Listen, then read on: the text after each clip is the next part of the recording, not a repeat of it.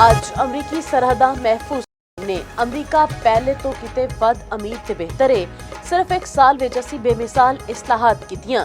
Supreme court ਦੇ ਮਾਯੂਸਕੁਨ ruling ਦੇ ਬਾਵਜੂਦ ਮੁਲਕ ਮਹਿਫੂਜ਼ ਹੈ। ਅਮਰੀਕੀ ਸਦਰ ਡੋਨਾਲਡ ਟਰੰਪ ਦਾ ਦੂਜੀ ਸਦਾਰਤ ਦਾ ਪਹਿਲਾ ਸਟੇਟ ਆਫ ਦੀ ਯੂਨੀਅਨ ਖਿਤਾਬ ਮੇਰੇ ਲਈ ਐਜ਼ਾਜ਼ ਹੈ। 9 ਮਹੀਨਿਆਂ ਵਿੱਚ ਇੱਕ ਵੀ ਗੈਰ ਕਾਨੂੰਨੀ ਬੰਦਾ ਅਮਰੀਕਾ ਵਿੱਚ ਸਕਿਆ। ਅਸੀਂ ਕਾਨੂੰਨੀ ਤੌਰ ਤੇ ਹਮੇਸ਼ਾ ਲੋਕਾਂ ਨੂੰ ਦੀ इजाजत देवांगे।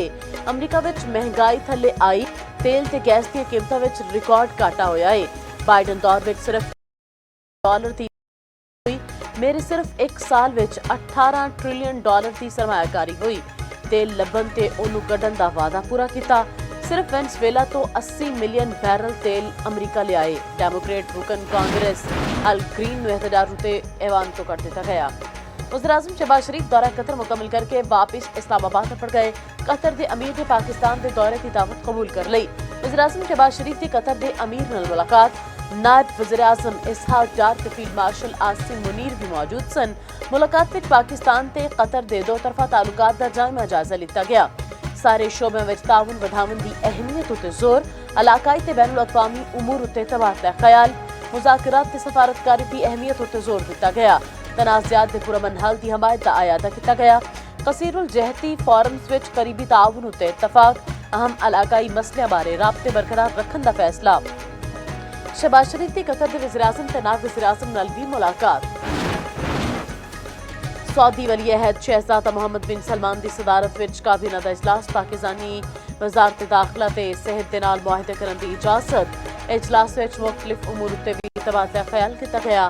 सऊदी काबीना दी पाकिस्तान नाल साइंसी तबीयती ते रिसर्च ताउन वधावन की मंजूरी। सेहत की वजारत विचकार ताउन नूं फरोग देने के हवाले नाल ओ मुआहदा करने की मंजूरी दी गई।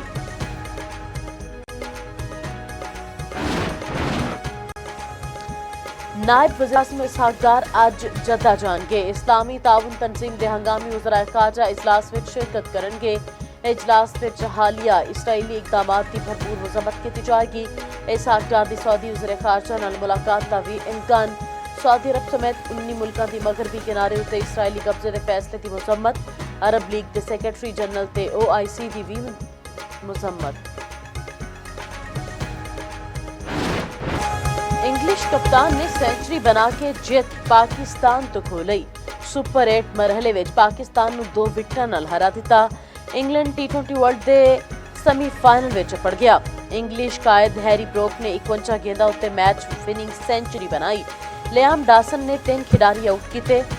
जिमी ओवरटन ते जोफ्रा आर्चर ने 2 विकटां हासिल कीतियां। इंग्लैंड ने 165 रन का हदफ 8 विकटां ते आखिरी ओवर में पूरा कर लिया। पाकिस्तान ने मुकर्ररा ओवरां में 9 विकटां ते 164 रन बनाए। साहबजादा फरहान की 63 रन की इनिंग्स जाया गई। बाबर आजम ते फखर जमान ने 25 स्कोर बनाए। शादाब खान ने 23 रन की इनिंग्स खेडी। साइम अयूब, सलमान लियाका ते उस्मान खान नाकाम।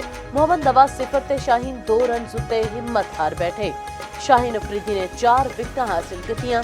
मोहम्मद नवाज ते उस्मान तारिक ने 2 खिडारी आउट किए। पाकिस्तान का आखिरी मैच 28 फरवरी।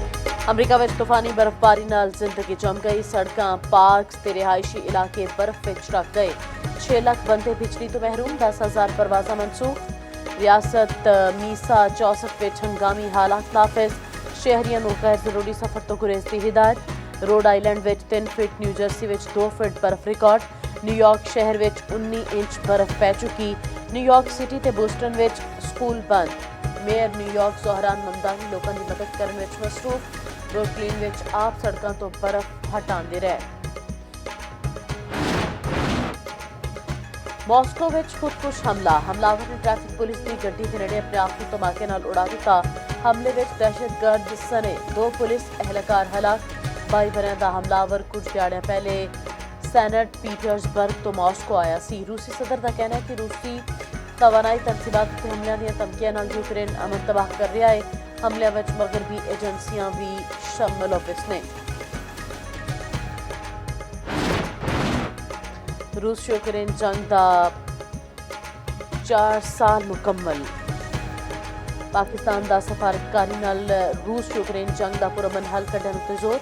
अक़वाम मुत्तहिदा की सलामती कौंसल में पाकिस्तानी मुस्तकिल मंदूब आसिम इफ्तिखार का खिताब आख्या रूस यूक्रेन जंग का कोई फौजी हल नहीं पाकिस्तानी तनाज़े का हल नहीं हमेशा मुज़ाकरात पर जोर दिता मसले के हल ਲਈ फरीकैन की इलाकाई सलामती ਨੂੰ मद्देनज़र रखा जाए अक़वाम मुत्तहिदा के चार्टर के मुताबिक मसले का पुरअमन हल होना चाहिए पानी के दूजे चैकअप तो मुतालिक पेश की इतला नहीं दी गई चेयरमैन पीटीआई बैरिस्टर गौहर का कहना है सानू पैगाम दिता गया कि पानी नू इंजैक्शन लग गया है इस बारी डॉक्टर नाल गल नहीं हुई बस सानू इतला दी गई पानी की सेहत ठीक है गुज़िश्ता मौके उत्ते ते सानू रिपोर्टां भी दित्तियां गईयां सन की फर्क पैंदा है जे अगे एक डॉक्टर के बजाय दो होन अहले खाना नू नाल रखिया जांदा उन्हां नू तसल्ली कराई जांदी ते की तोहफा आ जांदा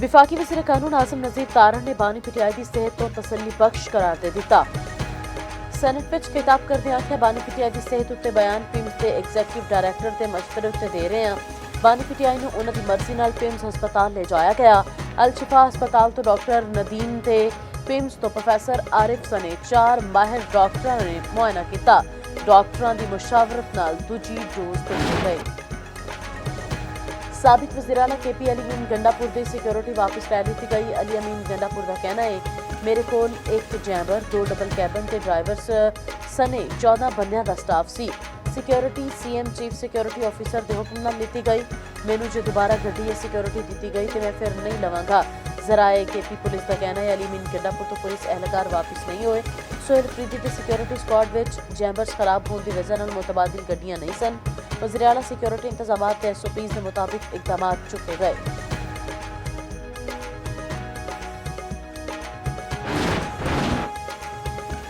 भक्कर विच दाजल चेक पोस्ट उत्ते खुदकुश हमला 2 पुलिस एहलकार शहीद 1 जख्मी वज़ीर आज़म शहबाज शरीफ के वज़ीर दाखिला मोहसिन नकवी दी हमले की मजम्मत आख्या शहीद पुलिस एहलकार की कुर्बानी को हमेशा याद रखा जाएगा IG पंजाब अब्दुल करीम का शहीद कांस्टेबल फहीम अब्बास ते शहबाज मदनी नूं खिराज अकीदत जख्मी कांस्टेबल नूं इलाज की बेहतरीन सहूलियात देने की हिदायत आख्या पंजाब पुलिस शहदा ते अहले खाना नूं कल्या नहीं छड्डेगी